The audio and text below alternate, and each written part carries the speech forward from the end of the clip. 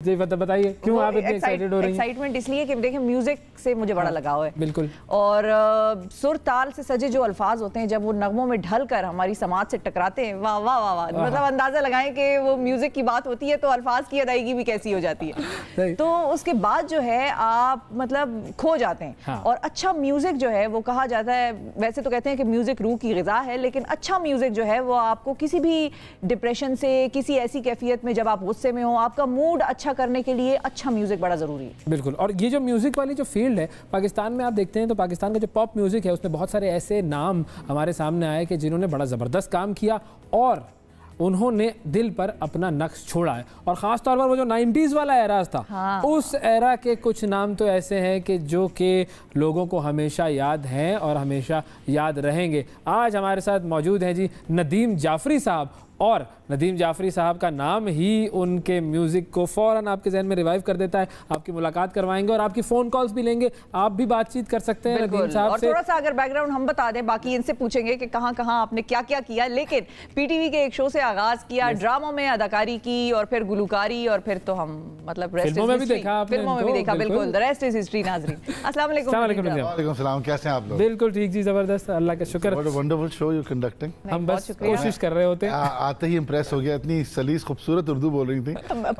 पठान हूं मैं। हम हैरान थे। बड़ा सिखाया है भाई, बड़ा सिखाया है, बहुत लगा मुझे ऐसा कुछ हुआ है यहाँ पे। That is the best compliment that I can get। मतलब मैं बड़ी पर्टिकुलर हूँ, मेरी फैमिली भी वो कहते हैं कि उर्दू ना रहे आपसे, उर्दू खराब ना हो। क्या बात। तो बट एक फ्लो में जिस तरह आपने वो सेंटेंस बोला है ना, वाकई ऐसा लगा याद किया हुआ था। बस ये आज का यू मेड माय डे। बस बेहतरीन है जी। बट हमारा जो सेगमेंट होगा, this will make the day of our viewers also, क्योंकि आपसे हम तो वो जो 90s वाला म्यूजिक के एरा का जिक्र करते हैं, वो सारी यादें जो है वो फौरन याद हो जाती हैं। वो सुनो मेरे दिल की सदा और सोचो कभी, और बहुत सारे ऐसे गाने जो कि आपने उस जमाने में बनाए भी और म्यूजिक कंपोज भी किया। How did you start music?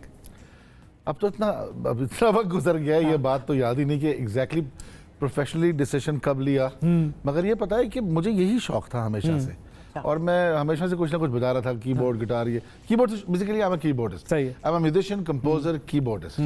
तो मैं बजाता था, और वो जब बहुत छोटा था, जब कुछ नहीं आता था, तब भी I used to make sense to people. सही है। तो उन्होंने कहा कि कंपोज करो, बजाओ, भी तुम लोगों के लिए करता रहा। हाँ। फिर मुझे ये याद है कि 90s में जब मैं बहुत सारे बैंड्स का कीबोर्डिस्ट रहा, तो फिर एक वक्त मुझे ख्याल आया कि मुझे खुद गाना। नदीम जाफरी साहब हमारे साथ मौजूद हैं और उनका गिटार भी आ चुका है। फोन लाइंस भी हम ऑन कर देते हैं ताकि आपसे ज़रा बातचीत भी नदीम साहब की हो जाए।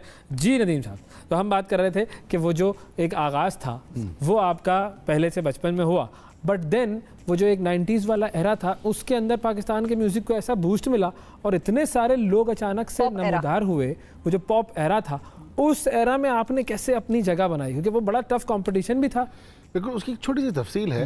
पहले एक ही चैनल होता था, पीटीवी, और माजरत के साथ, मगर बात सच है, हक़ाइक़ है कि बहुत सारे लोगों को शायद मौका नहीं मिलता था, और पीटीवी की अपनी स्ट्रेटजीज़ हैं, अपने डेकोरम्स हैं, बड़े मसाइल हैं, तो वो उनमें हर कोई ब्रेक थ्रू नहीं कर सकता था।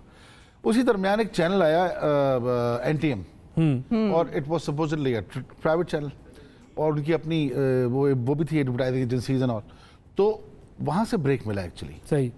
We say PTVs are school and all, but actually the break था हमारा वो NTM से था।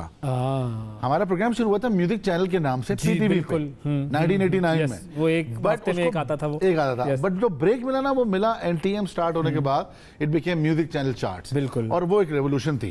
इतनी बड़ी रेवोल्यूशन अब तक नहीं आई है। मतलब एक आर्टिस्ट हिट होता है, 2 आर्टिस्ट हिट होते हैं, बट एक साथ 15 से 18 एक्ट निकल के सामने आए। ये तो आपके इतने बड़े बड़े जो शोज अभी चल रहे हैं ना, ये जो स्टूडियोज और मैं नाम ब्रांडिंग नहीं करना चाह रहा, ये दोनों बोतलों वाले जो कर रहे हैं शोज, ये भी अभी तक 18 आर्टिस्ट एक साथ। ये भी मजेदार है, 2 बोतलों वाले शो।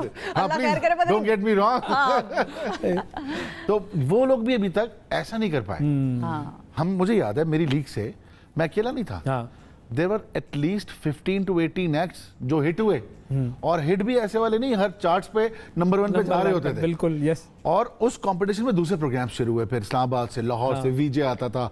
वो एक कंपटीशन बना, और ऐसे बनता चला गया, उससे टैलेंट को भी चीजें मिली, और कंपटीशन बड़ा जरूरी है। तो आपका वो पहला गाना कौन सा था जो कि लोगों के दिल पर जिसने कहा ना कि असर कर दिया, छोड़ दिया? लेकिन पहला गाना तो मेरा म्यूजिक चैनल में आया था। हाँ। वो था जाना है अब कहाँ। हाँ। वो मेरा बैंड था पावर हाउस, सही, उसमें बनाया था मैंने, और वो 88 89 की बात है। और सोलो में पहला गाना था मेरा सोचो कभी। हाँ। और वो जो था वो एक बिल्कुल वो मेरे मिजाज का गाना है, मेरा मिजाज वही है एक्चुअली। फिर जो गाना मेरा मजीद जब मेरा ब्रेक बना कमर्शियली, वो था सुनो मैं तुम्हारा हूँ। बिल्कुल। तो वो मुझे याद है, ये थोड़ा सा अगर हो जाए तो, अगर ये बिल्कुल आपने शायर की तरह है कि अच्छा D tune guitar, because I am in Islamabad, not living here, मैं कराची से आया हूँ। तो अब ये पता नहीं गिटार कैसा बजेगा, रात को किसी दोस्त से लिया है मैंने। हमें आवाज की तरफ तवज्जो देनी है, गिटार की तरफ तवज्जो नहीं देनी।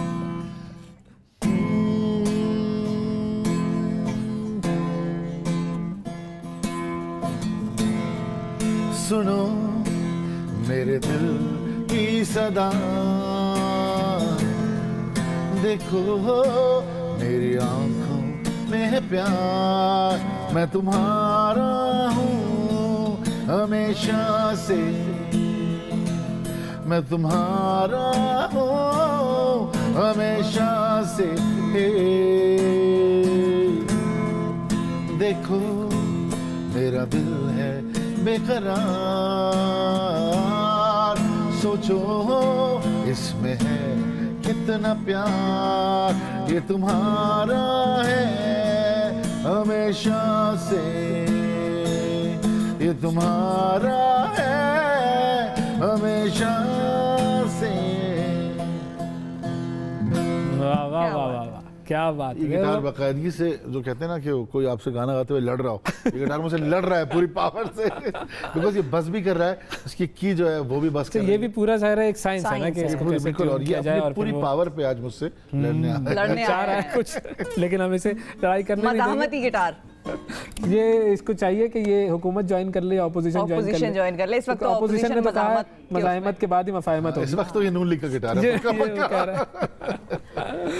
सही जी, जबरदस्त। अच्छा ये बताइए कि नहीं, लेकिन वो सोचो कभी भी अगर थोड़ा सा हो जाए, वो भी सोचो कभी जो था वो गिटार के साथ नहीं करना चाहूंगा, लेकिन कोशिश कर ले, किसी ब्रेक में ट्यून कर लेंगे। हाँ ये भी कर सकते हैं बिल्कुल, किसी ब्रेक में ट्यून करके फिर बता लेंगे अभी ट्यून बिल्कुल भी नहीं है इसकी।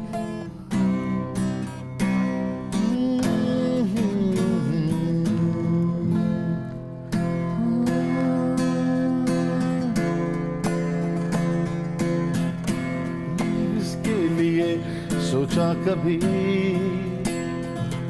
मकसद है क्या इस हयात का,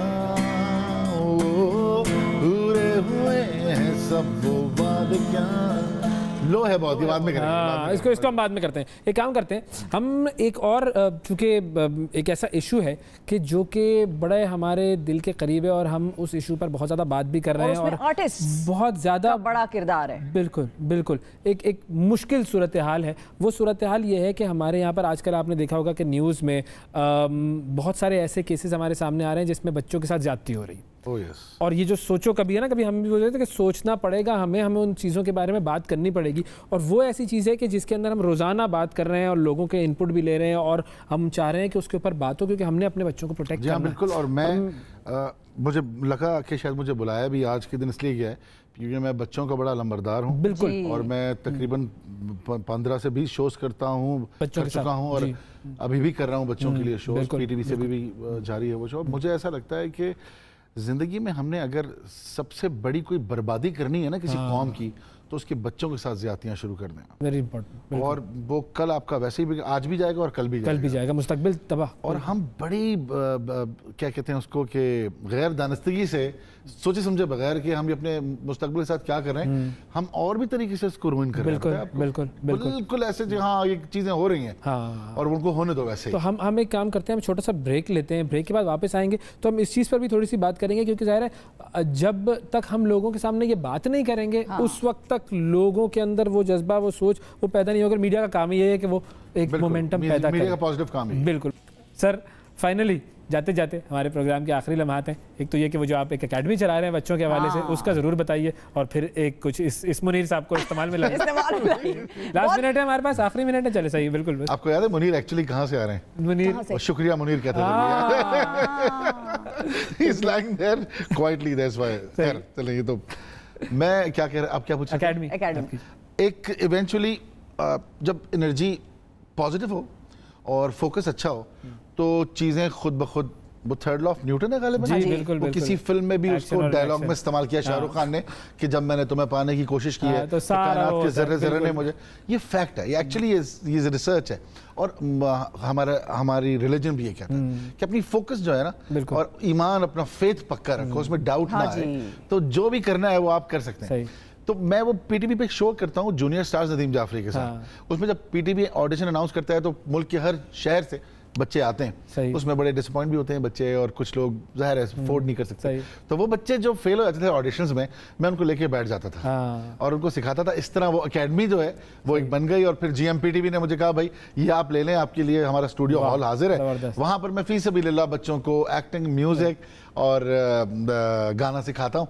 अब माशाल्लाह से उसमें से 43 बच्चों की लीग तैयार हो गई है, जो कि lux style awards, Pepsi battle of the bands, Coke studio में परफॉर्म कर रहे हैं। जी हाँ, माशाल्लाह। आखिर आप बोतल ले ही आए, बिल्कुल आप बोतल ले ही आए दरमियान में, लेकिन वाकई जो एकेडमी है आपकी, उसका बड़ा एक काम है, हमने नर्चर ही तो करना है उस टैलेंट को। बहुत शुक्रिया अदा करेंगे नदीम भाई आपका। मुनीर साहब थैंक यू, बहुत शुक्रिया आपका भी। मुनीर साहब आप रखें, अभी हम आपका जो है प्रोग्राम के बाद हम गाना सुनते हैं।